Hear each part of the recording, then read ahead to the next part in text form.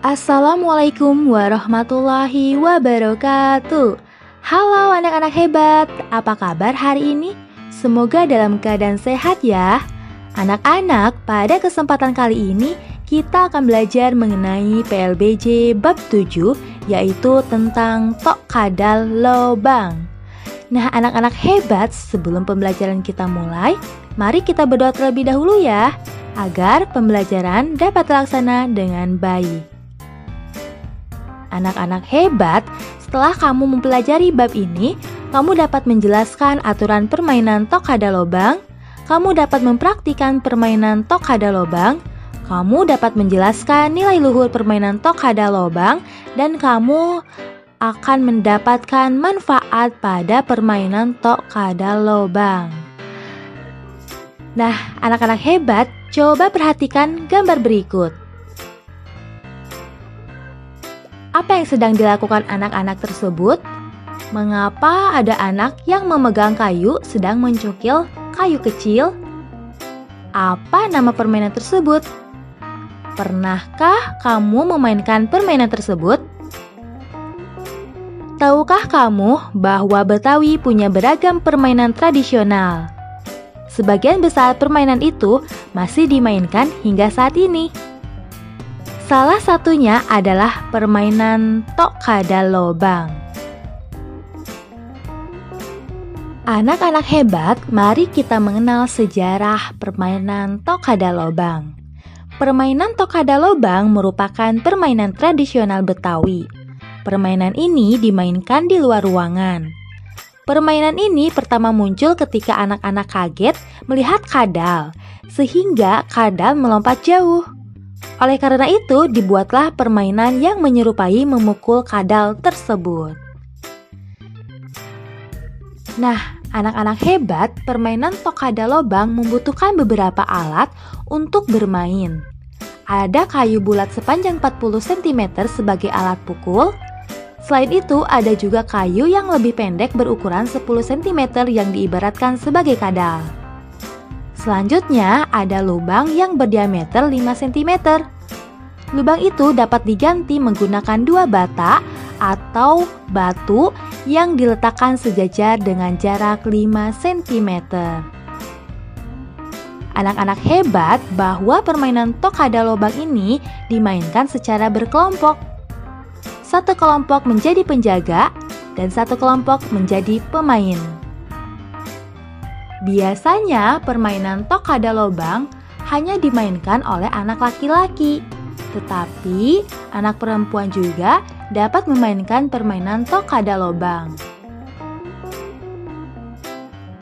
Nah, anak-anak hebat, itulah sejarah dari permainan tok kadal lobang. Lalu, bagaimana aturan permainan tok kadal lobang? Aturan permainan tok kadal lobang adalah sebagai berikut. Yang pertama, bagilah kelompok menjadi 2 kelompok. Ada yang menjadi kelompok penjaga dan ada yang menjadi kelompok pemain. Aturan yang kedua yaitu salah seorang perwakilan kelompok maju ke depan melakukan shooten untuk menentukan bagian penjaga atau pemain. Kelompok yang menang bermain terlebih dahulu. Kelompok yang kalah menjadi penjaga. Aturan yang ketiga, kelompok yang menang memulai permainan dengan mencongkel kadal, yaitu kayu 10 cm dari lubang setinggi-tingginya. Hal itu dilakukan agar kadal dapat melompat jauh. Jika kadal tertangkap oleh kelompok penjaga, kelompok pemain dianggap gugur dan dilanjutkan kelompok penjaga. Aturan yang keempat, jika kadal tidak tertangkap, kadal dilempar ke pemukul. Jika pemukul terkena kadal, ia gugur dalam permainan dan tidak dapat melanjutkan permainan. Akan tetapi, jika pemukul tidak terkena kadal, kelompoknya dapat melanjutkan permainan. Aturan yang kelima, permainan dilanjutkan oleh pemukul yang memukul kadal di satu tangannya sampai jauh. Jika kadal tertangkap, kelompok tersebut kalah. Jika kadal tidak tertangkap, permainan dilanjutkan dari awal dan kelompok pemain maupun penjaga bergantian memukul. Jarak kadal dari lubang pun dihitung menggunakan alat pukul. Aturan yang keenam, panjang alat pukul bernilai 1. Penilaiannya berikutnya dihitung dari jumlah pukulan. Setiap satu pukulan bernilai 1. Pukulan selanjutnya bernilai kelipatan 10. Dan aturan yang terakhir adalah kelompok yang mengumpulkan poin paling banyak adalah kelompok pemenangnya.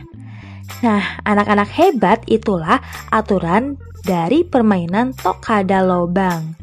Selanjutnya, apa sih nilai-nilai luhur permainan Tokada Lobang?